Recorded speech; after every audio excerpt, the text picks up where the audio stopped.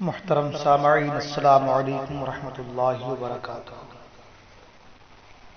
نحمده ونصلی علی رسوله الکریم، اما بعد فاعوذ باللہ من الشیطان الرجیم، بسم اللہ الرحمن الرحیم۔ ان اللہ وملائکتہ یصلون علی النبی یا ایہا الذین آمنوا صلوا علیہ وسلموا تسلیما۔ اللہم صلی علی سیدنا مولانا محمد بارک وسلم، صلوا علیہ صلاۃ و سلام علیک یا رسول اللہ صلی اللہ تعالی علیہ وسلم۔ حضرات محترم، رمضان المبارک کا 17واں دن اسلامی تاریخ کا نہایت ہی اہم دن ہے۔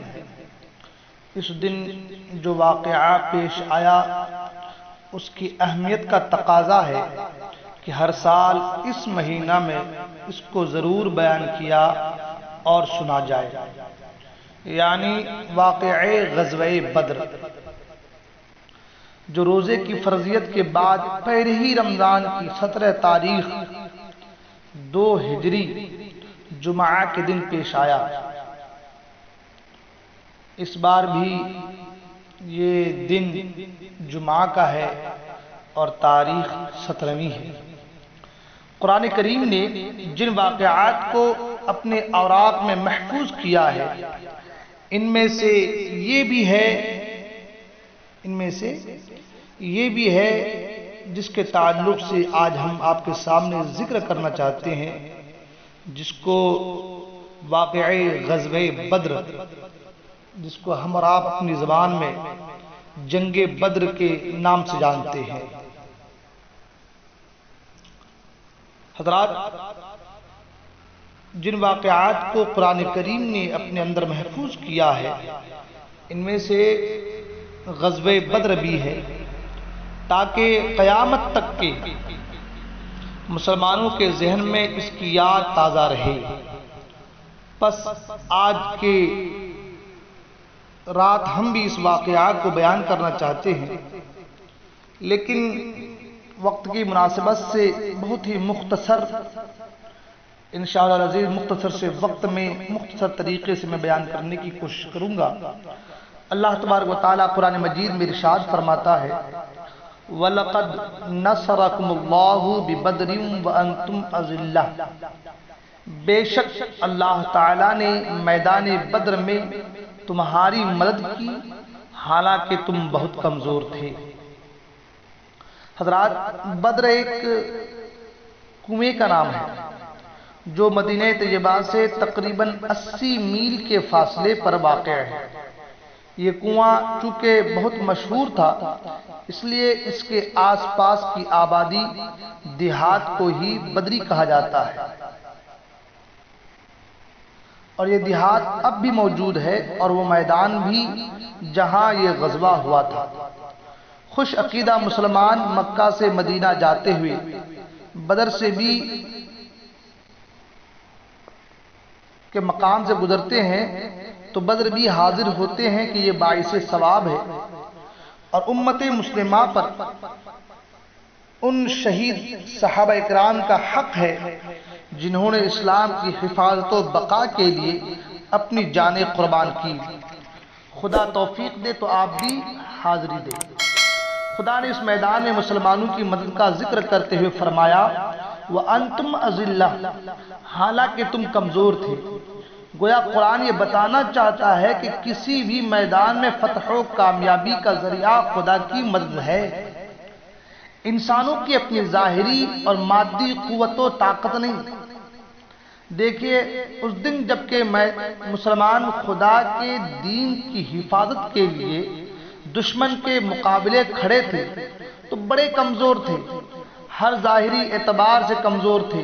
تعداد میں صرف 313 تھے، جبکہ دشمن 950 کی نفری رکھتا تھا۔ سواری کے لیے صرف 70 اونٹ اور 2 گھوڑے، 6 زرہ، 8 تلواریں تھیں، جبکہ دشمن کے پاس 100 گھوڑے، 700 اونٹ، بکثرت زرہ اور دوسرے ہتھیار تھے۔ کھانے کا بھی معقول انتظام نہ تھا، جبکہ دشمن خوب گوشت بازی کر رہے تھے۔ پس اگر انسان کا بنایا یہ اصول صحیح ہو کہ غلبہ مادی قوت و طاقت ہی کے ذریعے حاصل ہوتا ہے، کہ غلبہ مادی قوت و طاقت ہی کے ذریعے حاصل ہوتا ہے، اور مادی طاقت و قوت کے غلبے کی وجہ سے انسان فتح حاصل کرتا ہے، تو غزوہ بدر میں فتح کامران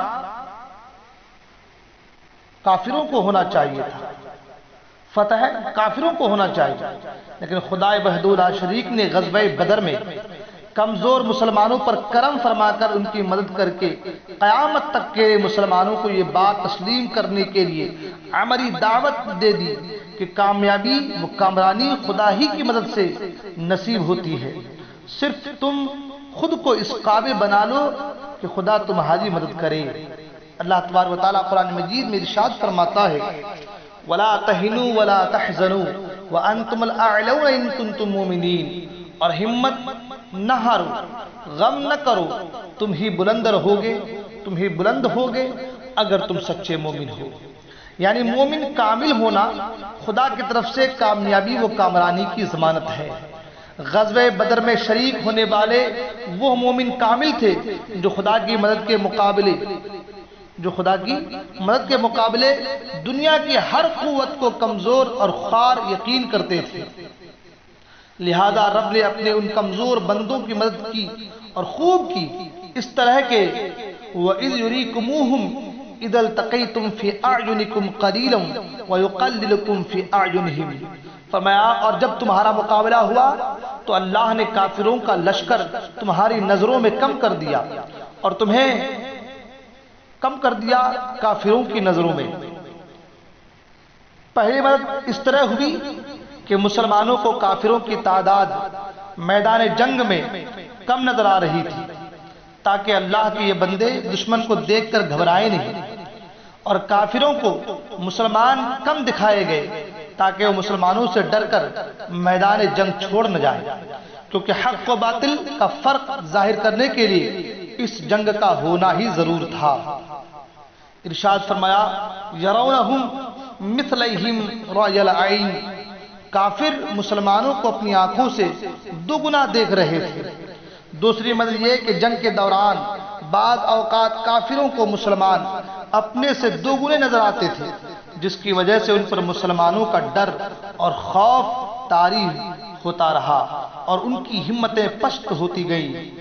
اور پھر فرمایا اذ تستغیثون ربکم فاستجاب لکم انی ممدکم بألف من الملائکۃ مردفین، جب تم فریاد کر رہے تھے اپنے رب سے تو اس نے تمہاری فریاد قبول کی اور فرمایا کہ میں تمہاری 1000 فرشتوں سے مدد کرنے والا ہوں جو پے در پہ آنے والے ہیں۔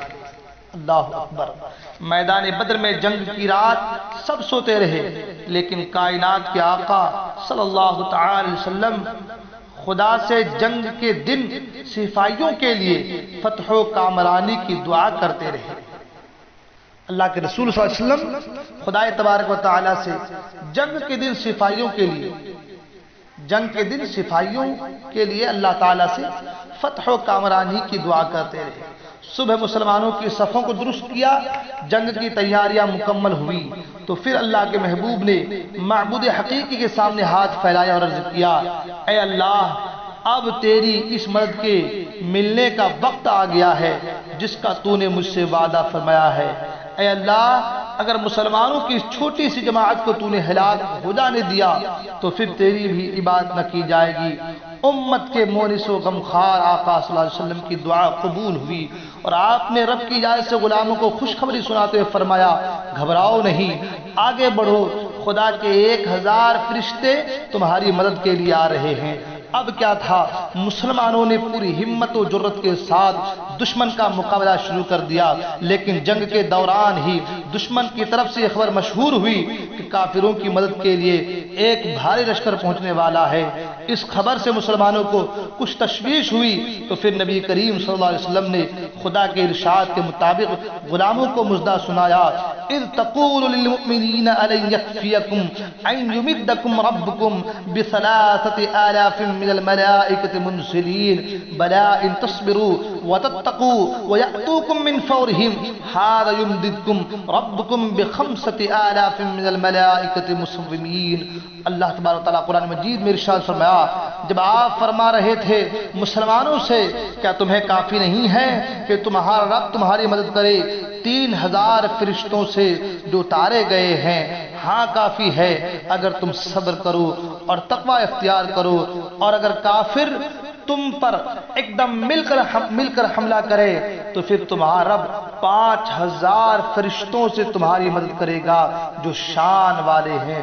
اللہ اکبر۔ یہ تیسری مدد کا ذکر ہے کہ اللہ نے اپنے رسول کی دعا کو قبول فرمایا اور اسلام کے سپاہیوں کی حسب ضرورت 1000 3000 اور 5000 فرشتوں سے مدد کا وعدہ کیا، اور جب جنگ پورے زور پر آئی تو ان فرشتوں نے اپنا کام پورا کیا کہ تلواریں لگنے سے پہلے سر کٹتے نظر آئے۔ کچھ کافروں کے منہ اور ناک پر کوڑوں کے نشان نظر آ رہے تھے، اور یہی فرشتوں کو خدا کا حکم تھا۔ اللہ اکبر فرمایا، فَاضْرِبُوا فَوْقَ الْأَعْنَاقِ وَاضْرِبُوا مِنْهُمْ كُلَّ بَنَانٍ، پس تم مارو ان کی گردنوں پر اور چوٹ لگاؤ ان جوڑوں پر۔ غور کیجئے کیسی زبردست مدد ہے اللہ تبارک و تعالیٰ کی، خدا کی طرف سے کیسی مدد ہے کہ دشمن پر مار پڑ رہی ہے اور اسے مارنے والا نظر نہیں آتا۔ اسی طرح وہ قوت و قدرت والا ہے، اپنے مومن بندوں کی مدد کرتا ہے۔ اللہ تبارک و تعالیٰ ارشاد فرماتا ہے، واللہ یؤید بنصرہ من یشاء، اور اللہ جس کی چاہتا ہے اپنی نصرت سے مدد فرماتا ہے۔ حضرات محترم، رمضان مبارک کی 17 تاریخ کا کل دن ہے۔